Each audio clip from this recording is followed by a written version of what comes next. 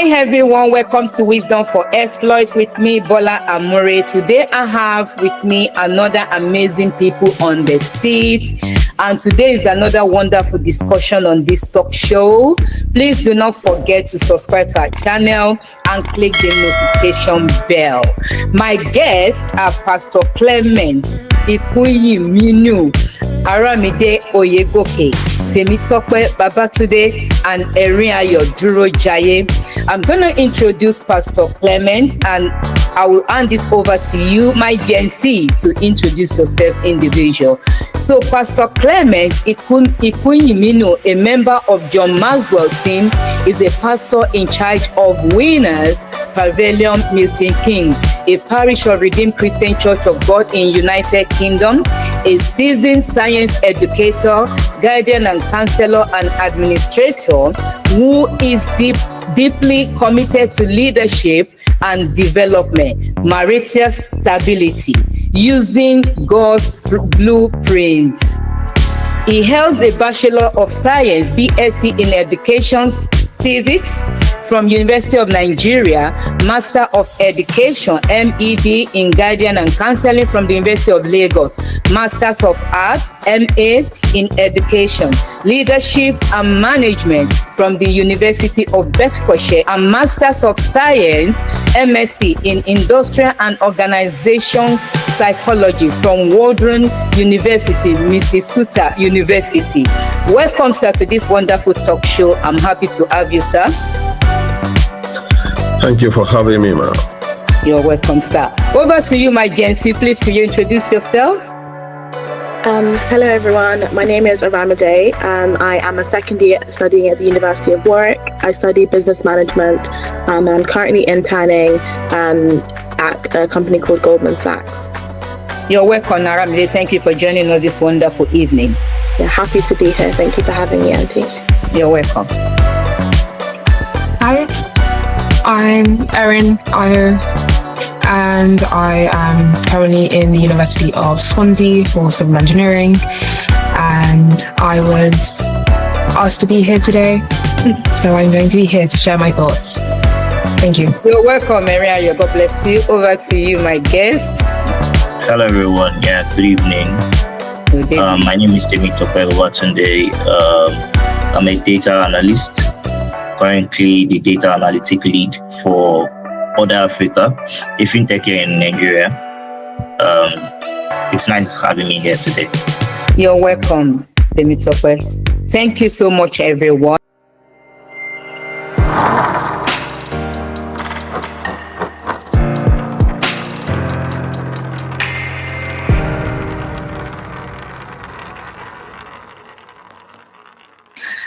Before we dive into our question, I know I have an introductory question for our pastor, Pastor Clement. And the introduction question is: being a minister of the gospel of our Lord Jesus Christ and a vice principal of a school, a husband and a father. And the question is, what are some of the biggest challenges and reward of being a vice principal of a school and a pastor, seeing that you can impose your belief to students or a member of staff who is not a believer? All right, thank you for the question, organizer. Balancing the roles of vice principal and that of a pastor requires careful boundary management. While my faith may guide my values and decision making, I must operate within a secular, inclusive educational framework. So I cannot impose my spiritual belief or beliefs on staff or students, especially in diverse settings, with varied religious affiliations. Where I work, we have the Jews there, we have Christians, and even among the Christians, we have the Catholics, we have people who say they are Pentecostals, and etc., etc. So I cannot impose a particular belief, and it's a fee-paying school. A fee-paying school, so it's not affiliated, to any religion at all. So navigating controversial moral topics like gender, identity, or discipline without appearing biased can be delicate. But there are a little bit of some rewards here. For instance, my dual role allows me to lead with compassion. If I'm a pastor and I'm also a vice principal, I can lead with compassion, I can lead with empathy, I can also lead with integrity, because these are some of the things that pastoring will teach us. I can offer support to those in crisis. Okay, I can give model ethical behavior. I can moderate myself in such a way that I know some people will be watching me, and I want them to emulate what I'm doing. Leadership by example. So these are some of the things that pastoral work will teach, which I can also put to use where I am working. And when done thoughtfully, my faith becomes a silent strength, helping create a nurturing school culture and align voluntary, pastoral care that uplifts both students and staff. And that's just the little way I will explain the challenges and the rewards that are there. Thank you very much for that, sir. So over to my Gen Z, the introduction question before we dive finally into our question today is, being a Gen Z, we often hear that Gen Z is breaking away from home. But in what way do you think your parents' habits still influence how you see the world today? Anyone can go for it. I'm happy to go first. That's fine, Aramide. So for me, I think that growing up, my mum always taught me, look after the pennies. So, and the pounds will save themselves, something like that. So about being frugal. And I think that that's something that I've really taken into my life, as I think Gen Z it's quite difficult, because with social media and things like that, you can get influenced very easily. So I think we're a very consumerist culture. There's always someone selling something. You always think you need to have the latest products, whether it's the latest products for school, whether it's the latest beauty products. There's so many things out that you always feel like you need to stay on trend with. But one thing that growing up, my mum always said was, always budget, live in your means, don't go and try to show off to anybody, like just be true to yourself. And I think that despite being in the Gen Z generation and having that influence externally, because my mum has drilled that from me from a young age, that's something that I'll definitely take forward with me, and that's something that really influences how I spend and how I deal with money as a whole. Oh, thank you, Aramide. Thank you. Erinayo, do you want to say anything? I don't have any specific things about how they've influenced me, but I think for me, as a general rule, anything that they pushed me hard to do, I would do the opposite or something else, because you can't push someone to like something by just making them do it, by forcing them to do it. And I just hated it. So whenever they did that, I would just push back. And that's it. Okay. Thank you, Erinayo. Thank you. Temitope, what have you got for us? Okay, thank you very much. Regarding influence for me, I think I would just want to take one aspect. There are numerous of them. I think regarding the issue of relationships, while growing up, my dad usually taught me how to understand people and not to be fast at burning bridges. I know in today's world, we are fast to letting go of relationships easily. I think that's something very common among Gen Zs. Growing up, it's one major thing that struck with me from my parents. You're allowed to say the words and ego, but you don't also judge them based on that. You have to understand, everybody have their own rules and whatever they're going through. You have to give people some free leeway. So growing up, that has made me, and it has helped me in terms of, I'm currently out in the world now. I meet different people. I lead teams. It has also helped me to work with my subordinates well. So that's one thing. Okay, thank you very much. Thank you, everybody. I mean, you really nail it on the head. So today, the topic before us is cultural influences on Gen Z. So, and the question now, because the first question is just like to warm up our bench, to warm up the discussion, So now the first question is, what impact have key cultural trends in digital age, including music, fashion, and social media, had on the formation of your belief and values as Gen Z?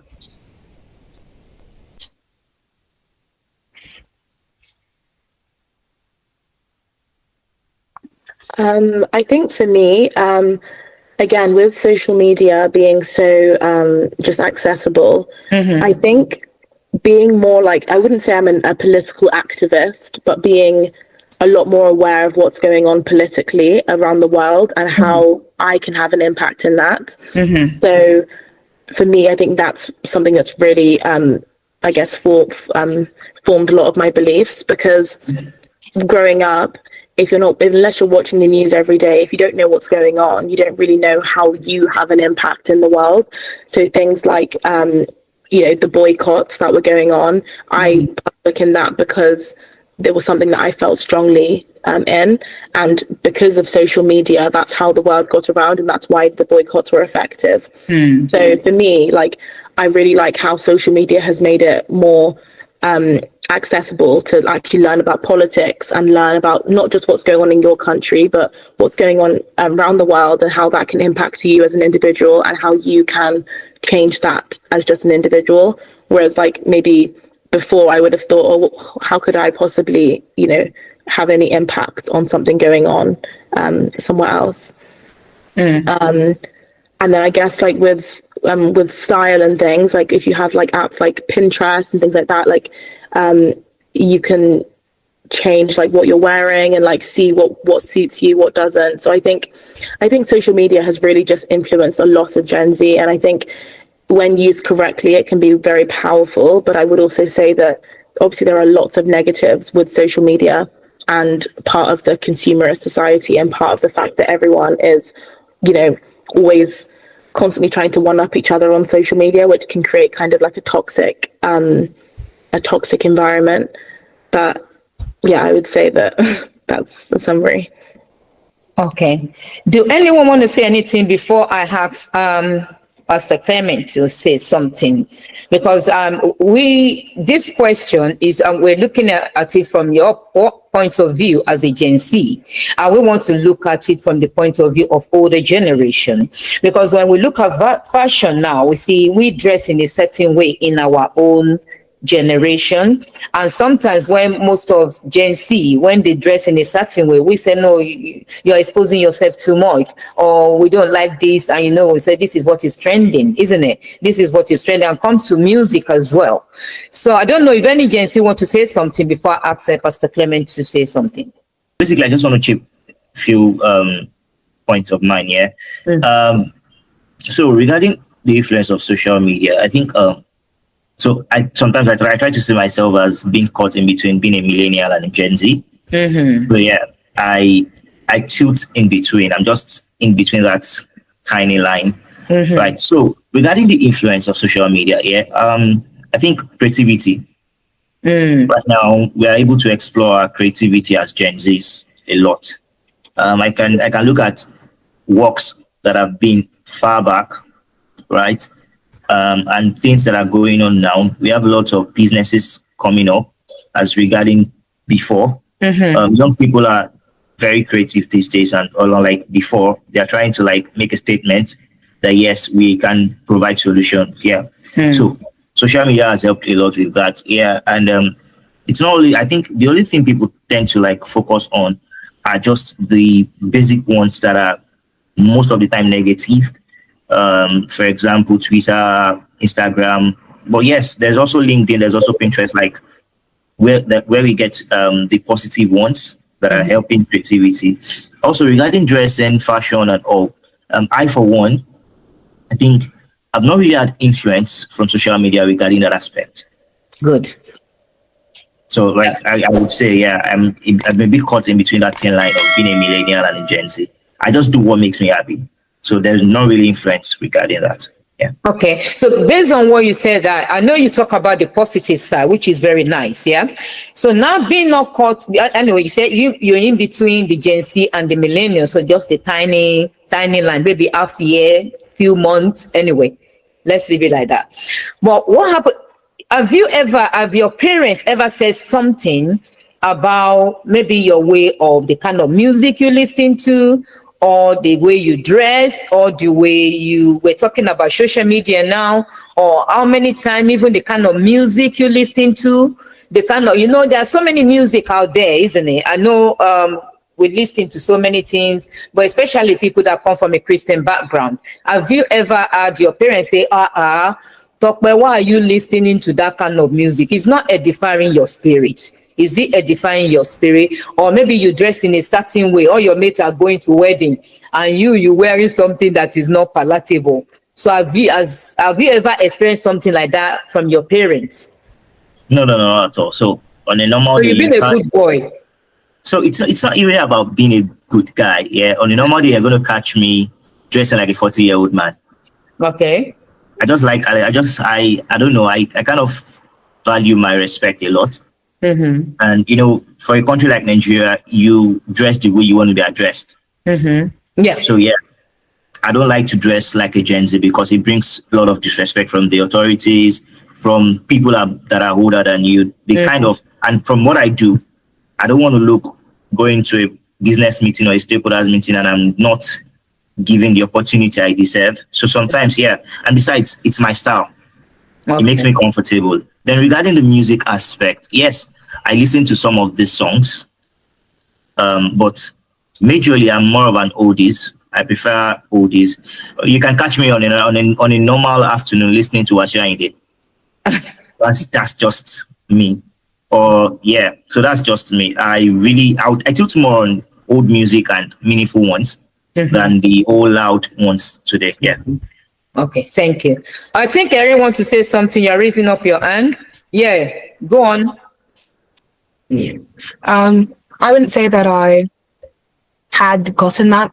Instead of, I think my mum is a lot more liberal than most.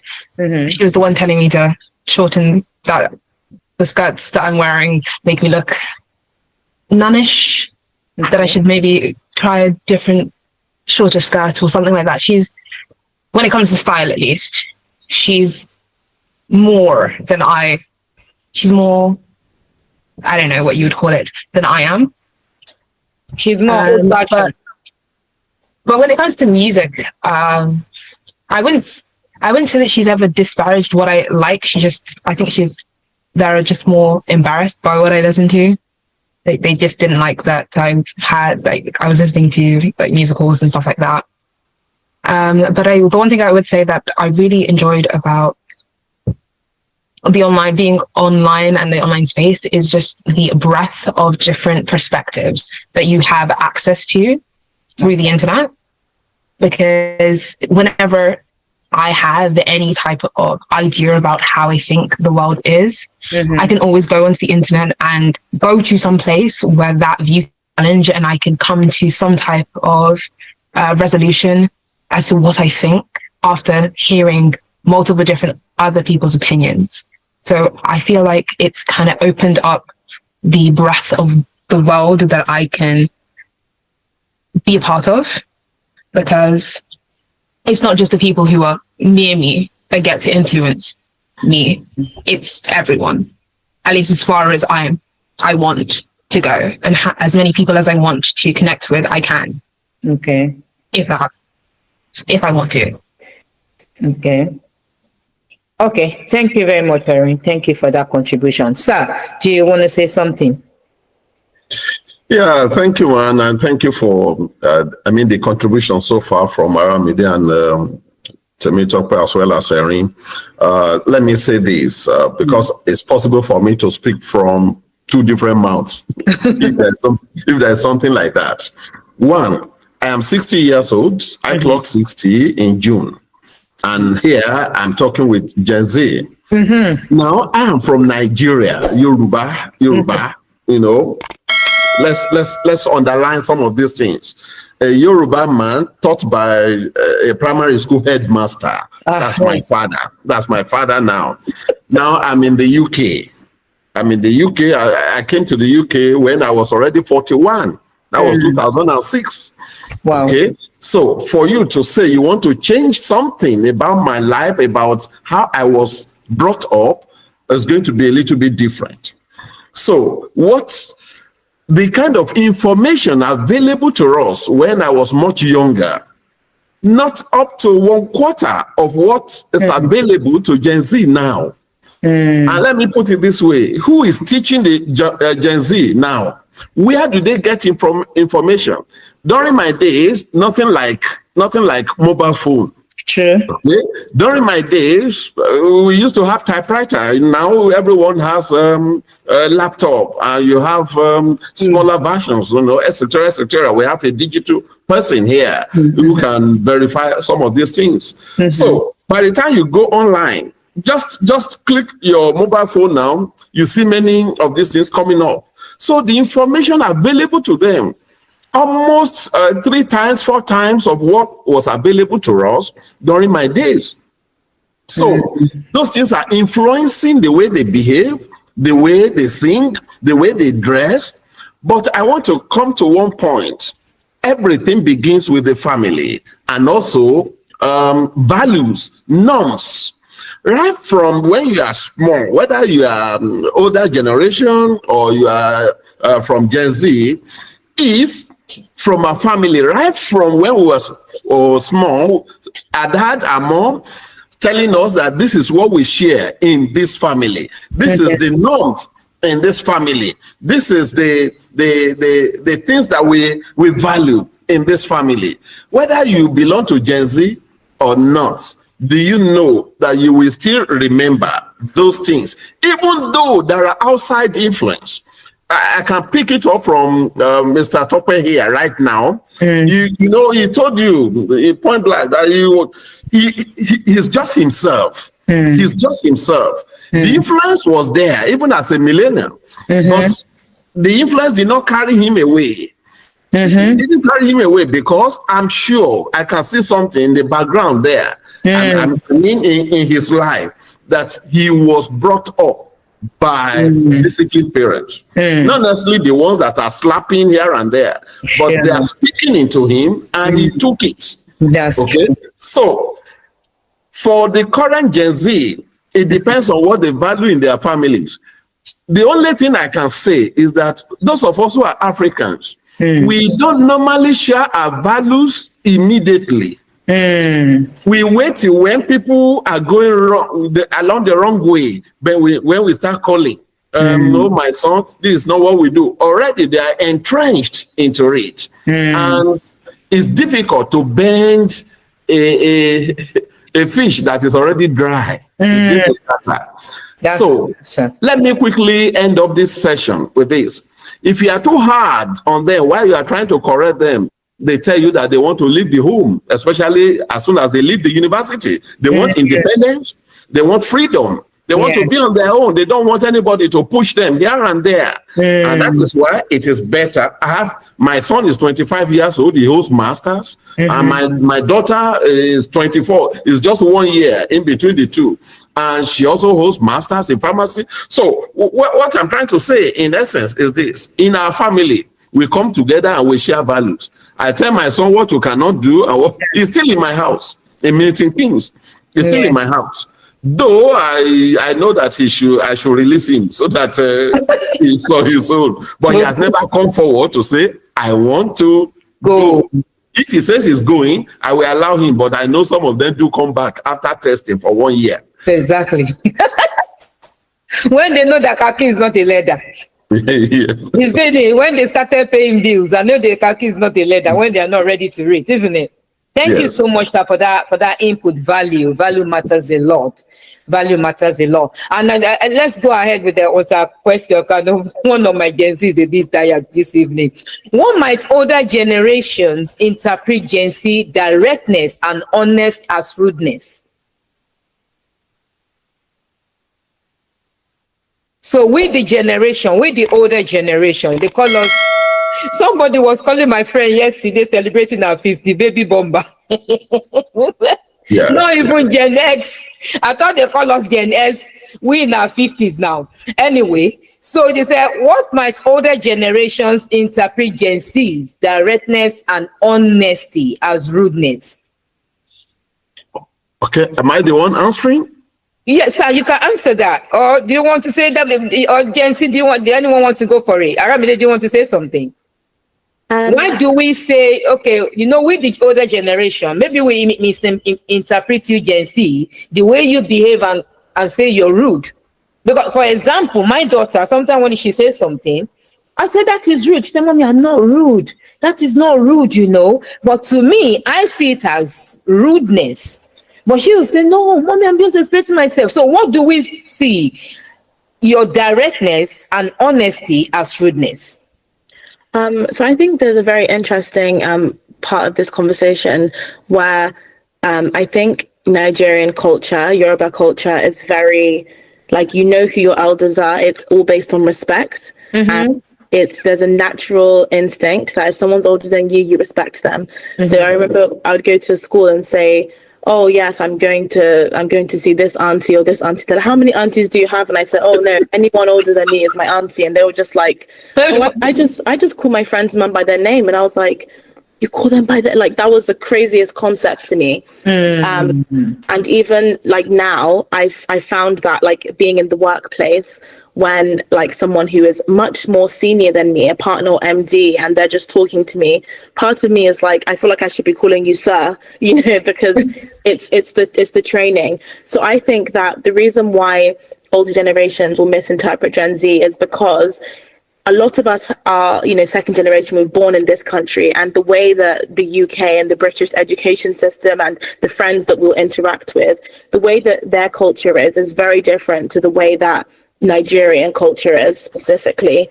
And I just think that, for example, you're always taught never talk back, whereas in the UK in school they always say, oh, ask questions. If you're not sure why something's happening, ask. So if my mum says go and do this, I'm like, but why should I do it right now? Why can't I do it in an hour? And she's probably thinking, who does this person think she is talking to me? But it's that balance. And I think it's again, like the pastor said earlier, it's if you've grown up one way your entire life, you can't just be expected to just all of a sudden be like, oh yes, this is the new normal.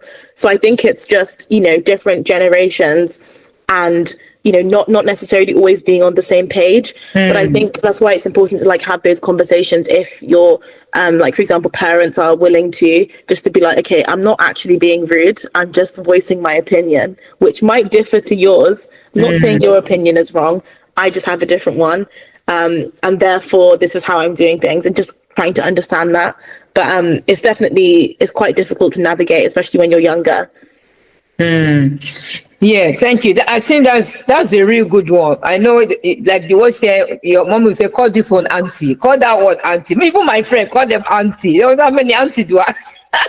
And one thing about this generation that I know is that when your someone is not from your mom's like your brother or sister directly, your biological brother, you don't want to call them your brother. I know that's part of the culture. Anyway, over Erinayo, do you want to say something before I go to Tope? So I think she's completely correct when she said that there is some type of disconnect about how we are brought up and how we are socialized in school and in wider life, because we are constantly being told differing things in both spheres. And if there isn't somebody in your life willing to bridge that gap and help you understand, it can be very, very hard to figure out all of these rules on your own. I think it's much easier to assimilate into all this culture when you're actually living it, because you can see examples of the culture in your everyday life. But without that part to play in your socialization, it's a lot harder to pick these things up naturally.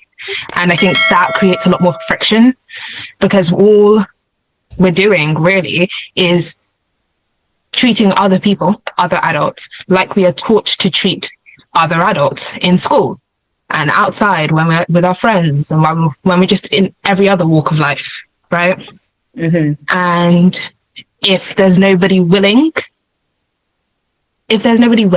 or able to put aside whatever they feel about what we are saying to teach us what we should say, then it can be really difficult. And that's, I think, the root of the disconnect for most people. Okay, thank you for that info. Did Topo want to go say something? Yeah, obviously. This question is a very sweet one, because okay, so I'm just going to take one part. We have lots of scenarios. I think the one part that's common to most Gen Zs and parents, I think, is choice of career. That's one part I want to really talk about. So I remember, this is a story for me. Yeah, like it's one of the things I had to grow up to do. So I remember the first time I was going to talk back to my dad, it was about choice of career. So yeah, I came home. I remember after finishing high school, I came home. I said I was going to do medicine and surgery. Okay. And for some reason, the first year I couldn't get into the university to study medicine and surgery. Now, this is me. My whole life, I've been very handy. I love creating things.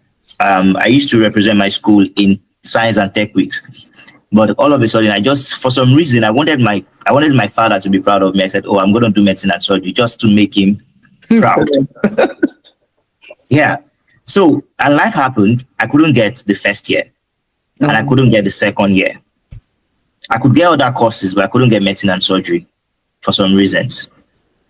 And I told him point blank that, yeah, the reason why I wanted to study medicine and surgery was because I wanted to make you proud. Yeah, I saw the way one of his biggest clients was a doctor, and I saw the way he keeps talking about the man anytime we're having random conversations. And I told him, like, what if my actual dream is to be a computer scientist? And we kept having back and forth, and he was like, why do you want to go and study computer science? And he kept a whole lot of, and finally I talked back, right? I kept giving him instances. I know when I think back at some of these things, I probably think, oh, I was foolish for talking back. But this is the dynamics at which life happens. Yeah, I went on to study a medical science course in university, but today I've not even practiced with my degree for once. Wow. I'm in the IT world today.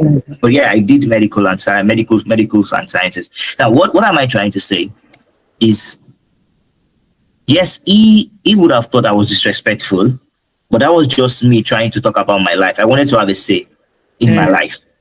Now, the thing parents often confuse with Gen Z is being direct and honest, and they confuse it with being disrespectful is one thing. Gen Z have more information than most parents these days. That's one thing we should want to understand. Okay. I remember during my father's time, most of the people that were comfortable were medical doctors, were people that had professional courses, engineers and all. But today, from the comfort of your room, you can be comfortable doing probably content creation, doing YouTube or whatever, what have you. But when you explain these things to older parents, they'll be like, that's not a career. Yeah. That's true. That's one thing, yeah. So, and when you're trying to explain to them, yes, there's a statistics is there, right? Most people now in the world, even if you run a business, I remember Dangote had to go on podcasts to sell his fuel sometimes. So you get, but if I had told my father years back that content creation was going to be a thing today, he would have argued, because he didn't have that foresight there. So yeah, Gen Z sometimes get a vision at things that are yet to happen. Look at the ever-growing AI now. If I had told my parents, oh, invest in me to go and study data science, AI is going to be a thing in the future. Probably I'll be working with OpenAI now, or probably Meta. And yes, I'll be raking in the money. But no, they would have preferred play it safe, be a doctor, be a lawyer, those careers. Yeah. So yeah, I think information, Gen Zs have more information. However, the thing with, I'm going to try and strike a balance, right? The thing is, yeah, growing after uni, I didn't practice. Fortunately, during my service here, I got my first job in tech. And ever since then, it's been transition to transition. Yeah, it worked well for me. What if I was unlucky and I didn't get? I could literally count how many people had studied computer science and are still looking for a job. Wow. Right. So there's always a balance. Yeah. And yeah, my parents also have been right in some cases. Yeah. Right. I thought I had basic information. I was going to tell them, oh, this is what I think. This is what I think. And sometimes it's when I have to pay the price, I then come back home and tell them, oh, you were right. I've had so many businesses I had invested money into, and they'll tell me, no, you don't invest money like this. And when my money goes, I'll cry home and be like, I've been scammed. So yeah, there's always a balance. We think we know also. Our parents think they know. So I think what we should try as much as possible to do, so it doesn't come off as disrespect, is consolidate.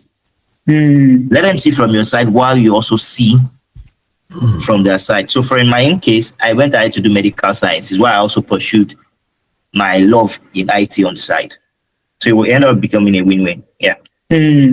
So that means you make it a win-win for them. You win on your own side, they win on their own side. That's wonderful.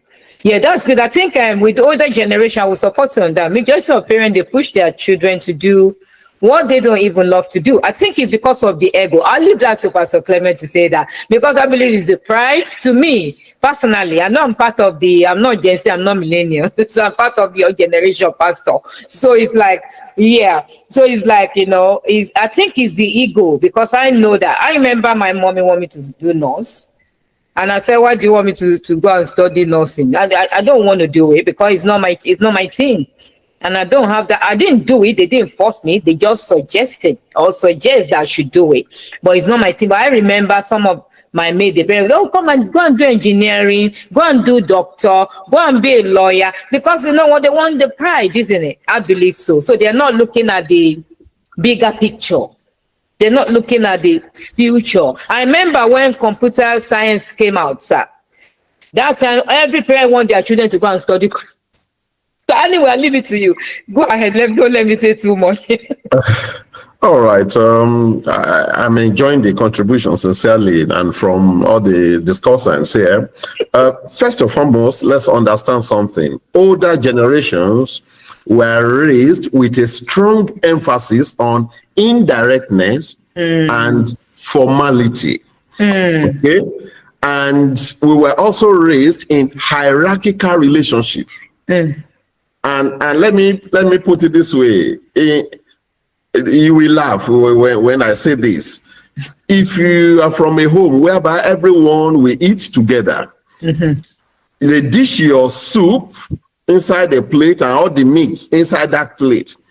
You know that if you are not the eldest, you cannot just pick a piece of meat and put it in your mouth. You have to wait for the older one to probably distribute or maybe divide it into maybe portions before you take your own.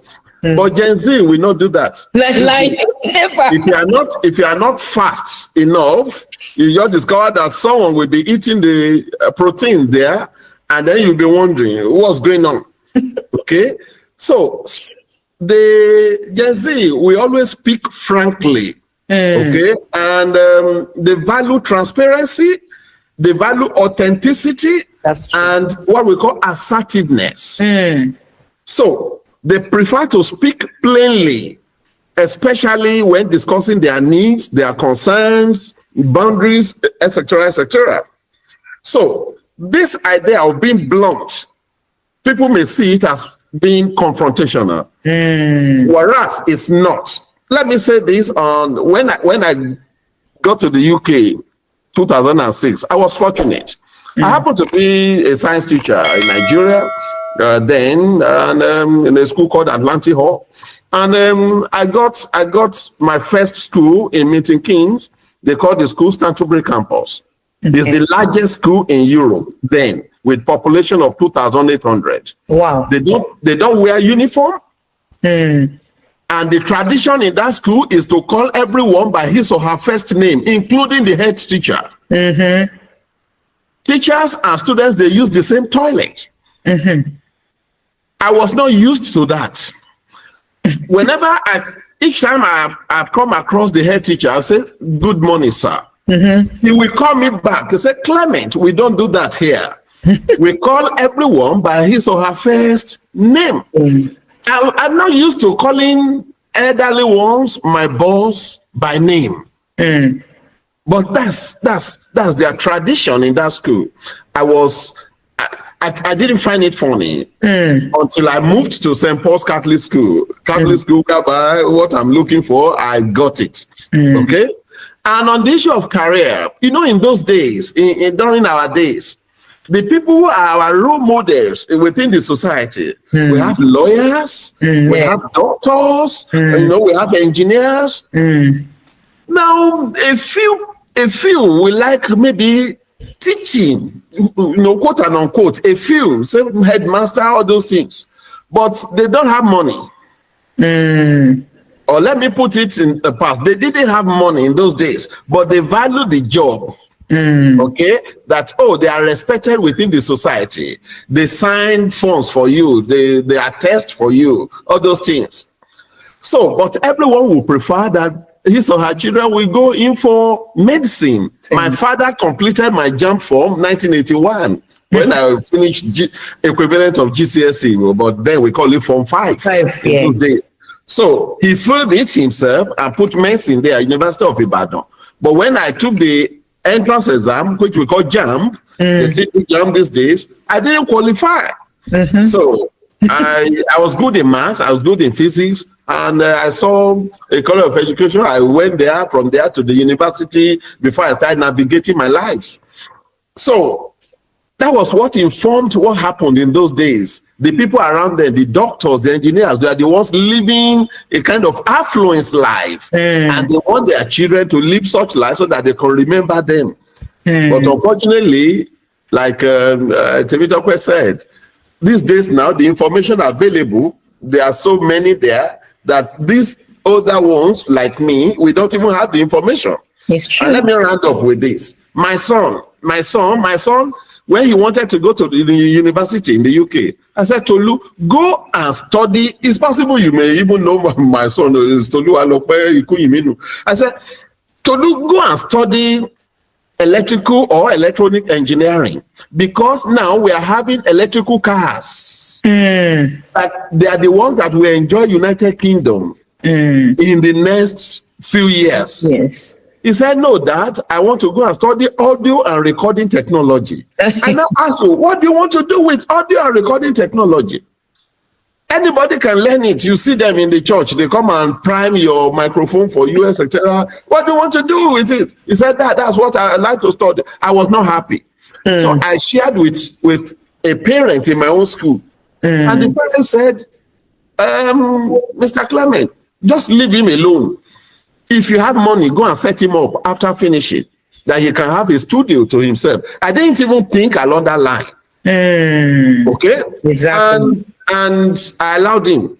But after finishing, he now chose marketing as his master's program. I said, are you stupid? Where is the relationship between the two? He said, I know what I'm doing, Dad. I know what I'm doing, Dad. Okay, so I left him. I didn't say anything. So he finished, he found his way to Tesla. He's working with Tesla, and he had to work in all the 5 departments before he was permanent and sent to Northampton. to go and start working there. So the information that they have, the Gen Z, we should respect those information. We even need to learn from them. Sure. We are bringing them to churches now to speak to parents so that they will not injure the future of their children. So that's why I said I could speak from two mouths. Speaking from the mouth of the older generation and also from that of Gen Z. Thank you, ma'am. Thank you so much, sir. Thank you for that input. Anyway, we're going to move on to our next question. Thank you, everyone. You really, did well. Thank you. How do generational differences in workplace expectation lead to perceptions of disrespect, still disrespect? So how do generational differences in workplace expectation leads to perceptions of disrespect? I know we mentioned a little bit in this discussion, sure. But sometimes, when we're in workplace, Aramide said something that, you, based on what you learn from home, that you need to respect elderly people. And with the older generation, I'm not old though, I'm still 18. So with the good generation, I'm not Gen Z anyway, You see, sometimes when we get to, actually, I want to say this before I really expatiate on this question. I remember when I relocated, the first job I got is with an agency, and it was on Christmas time because I came to UK. That was October 1999. So when I relocated back, I got a job, and it was during Christmas, so we're doing sorting. There's what they call sorting in a factory. And because of that mentality and bringing that you respect people, and this man, they said, okay, when we got that job, and they were telling us, this is your manager in charge of this, in charge of that. So, and they said, if you need any help or you don't understand what you're doing, you can call the person. He will come back. Mark is the name of that guy. He's going to come and explain things to you all over again. So don't worry, don't keep in silence, just talk to them. And so I was struggling with something. We're packing, I think it was this Christmas calendar and all those stuff we're packing, for the area mail and all those stuff. So we're doing the packing, and I got stuck somewhere, and I didn't even know what I was doing anymore. And I said, excuse me, sir, as if I'm in a classroom. And she said, I was so embarrassed, Daddy. I was so embarrassed. And she said to me, he said, no, I'm not, sir. Don't call me, sir. Call me Mark. That was what he said. I was so, even the way he said, I was so embarrassed. So now with this older generation, because that was the mentality and that was the respect, because I dare not do that in Nigeria. You call somebody, your manager, even not only Nigeria, in Africa as a whole, you understand? Somebody you call as a manager, and you're telling them, you call them by their name, you're fired. They will even tell you straight away that you don't have respect. That is what they're going to tell you. So with these generational differences in workplace and expectation lead to perception of disrespect. Because some say, oh, you don't even have respect. Even here in UK, I tell them, even sometimes when my manager wants me to do something, he will still use please. You understand? But some organizations are not like that. Maybe you find yourself as an agency working in a different organization. So what are the expectations to perception of disrespect? All right. Maybe I'll quickly say one thing here. I've been working for some time now, and in a simpler form, older generations often see work as a sacred duty, expecting long hours, hierarchical respect, like you are already saying, sir, means man, loyalty to employers. These are the things that older generations look into. If you work in a place 1 year, 2 years, and you move on to another place and you put that in your CV, older generations may not shortlist you. They will say this one will soon go. It doesn't stay in one place. Okay, because I've been in that position whereby I do short list for my organization, and they say, no, we can't take this person. He worked here for 2 years. He worked here 1 year. He worked here. So someone else will say, oh, this person, it's not that maybe he's looking for something and he has not found it. That's why he's moving from one place to another. Let's hear him or let's hear her. if we're able to give him what he's looking for, maybe he will stay. But Gen Z, in contrast, they value purpose, okay? Work-life balance. All these things were not said during my days. I never heard the term work-life balance. You know, nothing like psychological safety. No one talks about it. Yours is just to go to work and come back at 5 or after 5. That's it. That means you have worked that day, long hour. But these days, you don't have to do that. You know, like I said, my son worked for a few months, and he said, Dad, I'm going to Spain. I asked him, I said, what's going on in Spain? He said, but if you keep on taking permission from work now, then do you think that by the time they want to retain people, do you think that they will consider you as an older generation? I was thinking that way. He said, Dad, but I qualify. It's part of my leave. If I've taken it, I've taken it. It's not that I'm not qualifying for it. So, and I told my wife, I said, this boy is a trainee here. Hope when they are going to take the permanent workers, hope he will be considered. But eventually he was considered. So, and I looked at it. Now they understand the system. So we also need to understand them. If we are able to understand that perspective of their lives, that is not that they are being rude, they are not being disrespectful. The environment can also determine what you do. But I want to caution Gen Z. For instance, there is what we call international jobs. International jobs. Yes, you are in the UK, some of you right now. Maybe you could be posted to a place in Africa. It could be in Kenya. It could be because of the nature of your work. You need to learn that respect.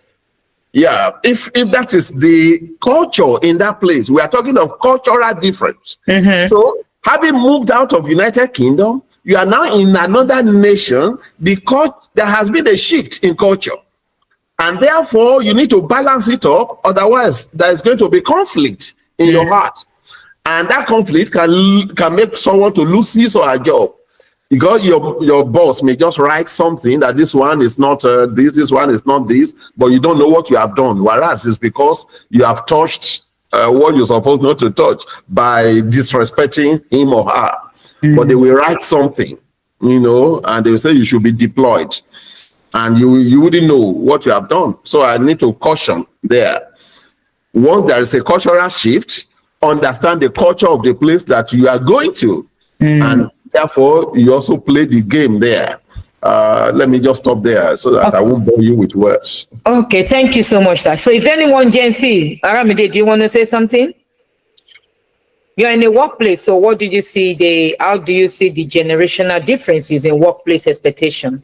Yeah, I think there are definitely, it's very evident. I've had 2 like formal internships, and I've had lots of different work experience programs.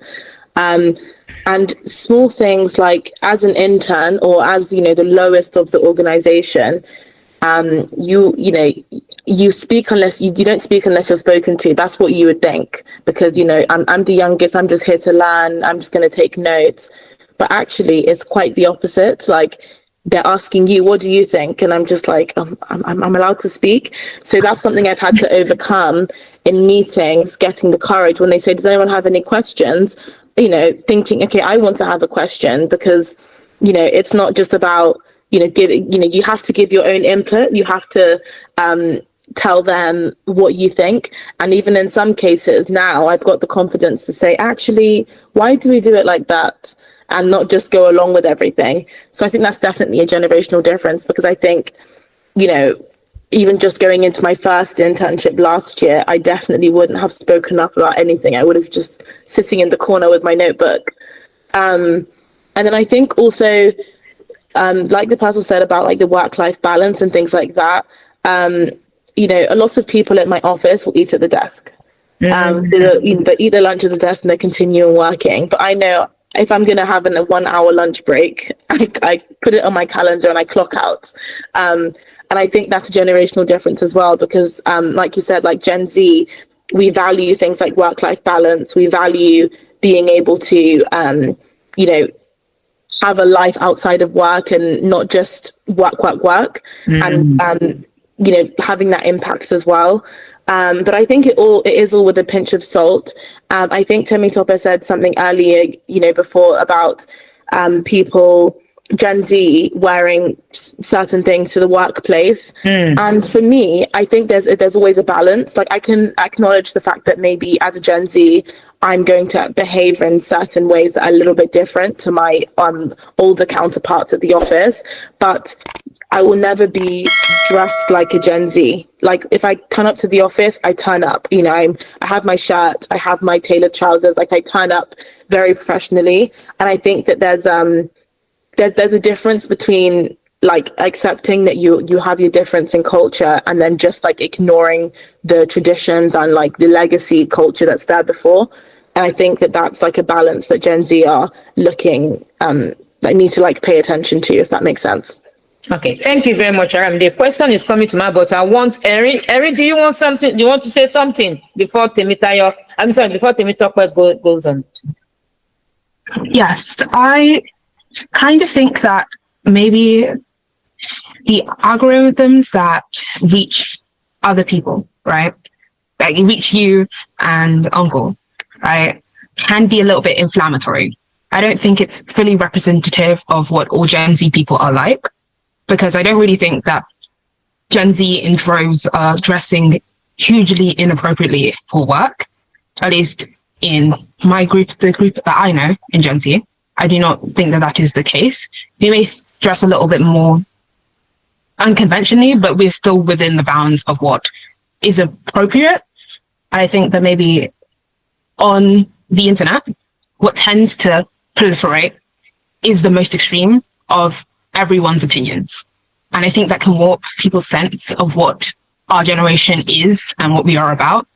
I think most people in Gen Z are already trying to find that line between self-expression and being respectful. And I do think that generally we can look at how other people are dressed in the workplace and try and find a way that we can incorporate what we want to wear with what everyone else is already wearing.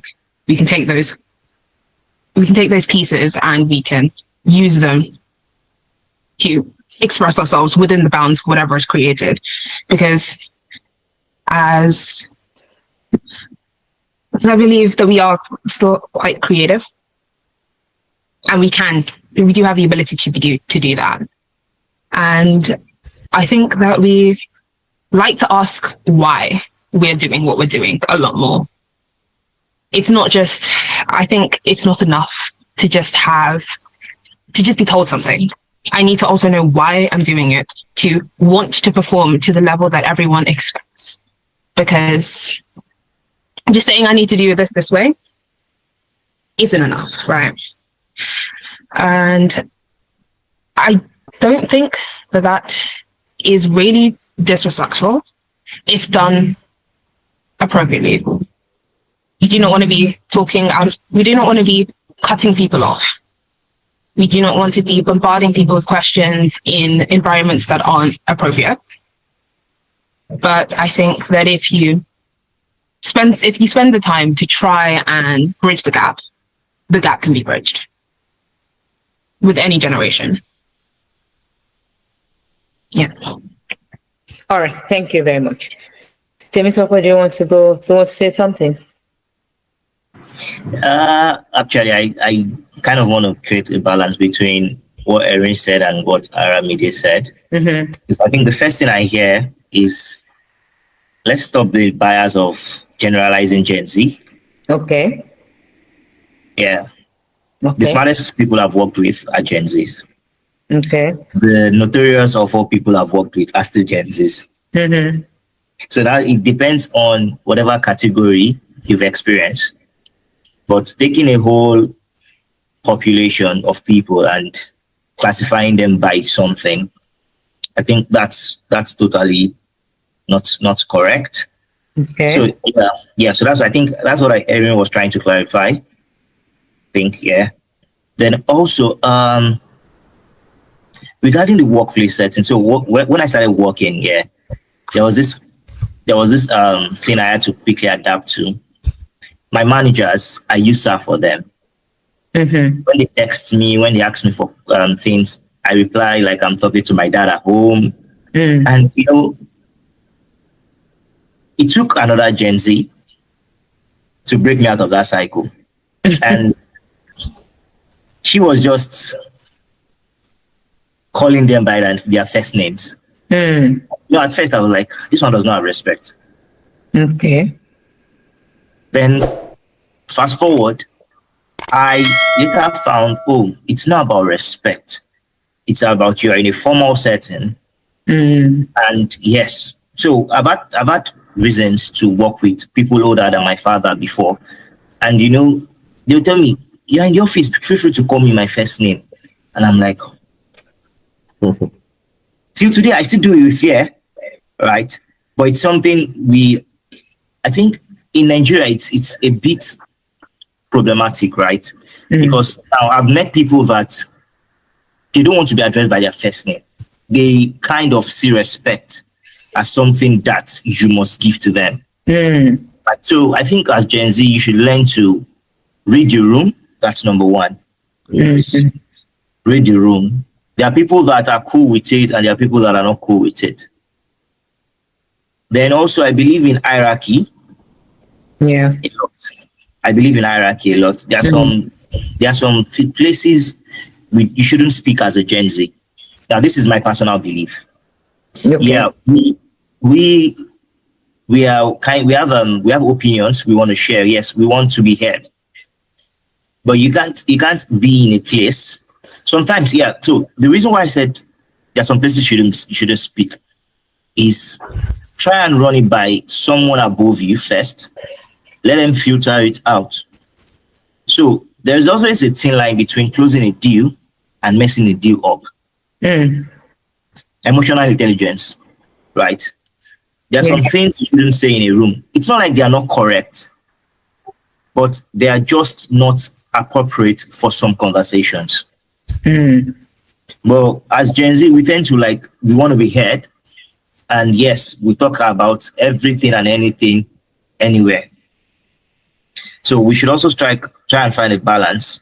Yeah, internally you can talk, right? But when you're working with outside, from my experience, I've had situations whereby what I was thinking in my head, I thought it was correct, right? I had data to back it up. I had everything to back it up. But, you know, the way business is run in Nigeria is different from the way you think. There's some rules that you would think, oh, you are the best person for that job.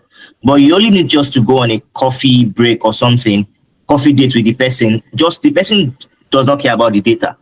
The person just wants to get to know you. And before you said one of the opinions, you don't actually have to say that does not align with the person. And the person is like, I can't put my money on you. Wow. Yeah. Because you have difference in values. But yeah, it works for other people. Some people don't care about the money. They'll be like, if you don't believe in my value, I can't work with you. Right? But me as a person, I'm growing in my career. These are things I have learned to I can dance to whatever tune you want me to dance to. So far, it's still within my my values, right? If you want me to be this, so far it's still within my spiritual and my physical values, I can be that. So I don't try as much as possible to be opinionated every time. Yeah, that's just my balance. Thank you very much. Wow, that's really good. That's really profound. And wow. Okay, thank you so much, Papa. That's really profound.